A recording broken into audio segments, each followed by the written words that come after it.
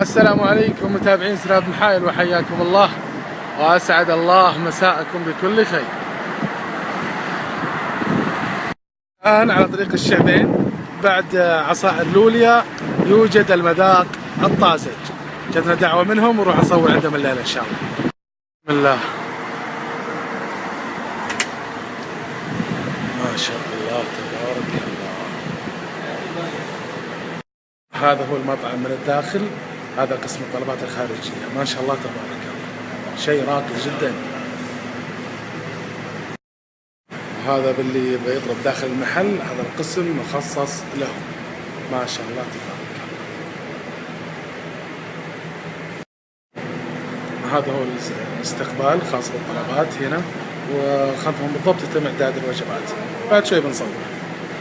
هذا المدخل متابعينا الكرام هو الممر المؤدي إلى قسم العوائل، واللي اليوم تم طلبنا عشان نغطيه بسببه. المطعم جديد ما شاء الله تبارك الله، بسبب الإقبال الكبير اللي كان عليه قررت إدارة المطعم توسعة قسم العوائل. ما شاء الله، بدل ما كانت 7 جلسات فقط الآن أصبحت 16 جلسة. هذا هو القسم اللي تم توسعته. ما شاء الله.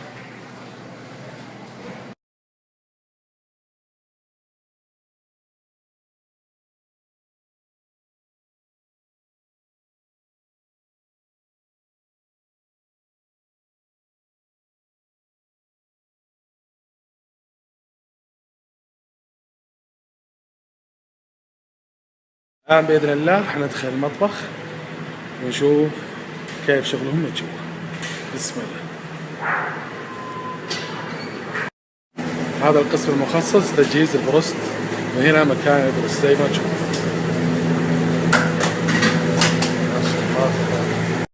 هذا بعد جاري بمكان البروست هنا ما شاء الله، شغل على أرقى مستوى ما شاء الله تبارك. هذا المكان مخصص لإعداد السندوتشات زي ما تشوفون. هناك البرجر عندهم يتسوى على الحجر ما تشوفون على الغاز.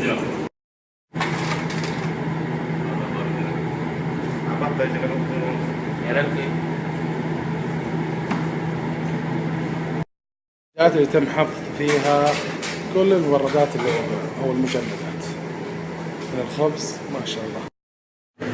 وهنا متابعينا الكرام هنا الحمص وسلطة الملفوف ما شاء الله تبارك الله. وهذا المكان هنا تشوفونه هذا المخصص لانتظار الزبائن ما شاء الله تبارك الله. تشوفون الثلاجة اللي هناك، هذه الثلاجة للدجاج المبرد اللي يجي يوميا للمطعم. ما شاء الله تبارك الله، شيء مرتب ونظيف، الله يبارك لصاحبه. متابعينا الكرام راح تلاحظون هذا الاستيكر وهذا الصندوق في كل أرجاء المطعم، اللي عنده أي ملاحظة يتواصل مع الإدارة مباشرة ويرحب صاحب المطعم بأي اقتراح أو شكوى. تأكدوا أنها محل اهتمام، وهذا أرقامه للتواصل معه لأي شيء.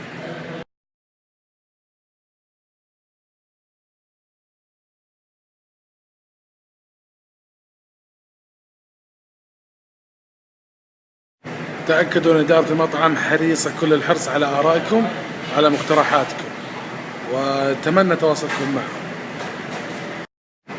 وكل زائرين المطعم واللي جو هنا لاحظوا سرعة أداء العمال ما شاء الله تبارك الله.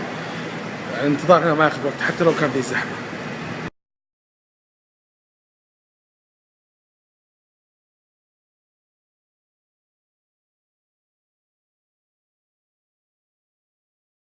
مثل ما تشوفون هنا فروع المطعم في جدة ومكة المكرمة والرياض ونجران وجازان والطايف، خميس مشيط، أبها، الباحة، وأخيرا محايل. شكرا لكل القائمين على المطعم، على رأسهم الأستاذ أبو ريناد صاحب المطعم والأخ تاج. شكرا. الموقع متابعينا الكرام طريق الشعبين بعد مسبح الغامدي مباشرة، يجي على يمينك مقابل الديوانية الترابية تشوفونها قدامكم.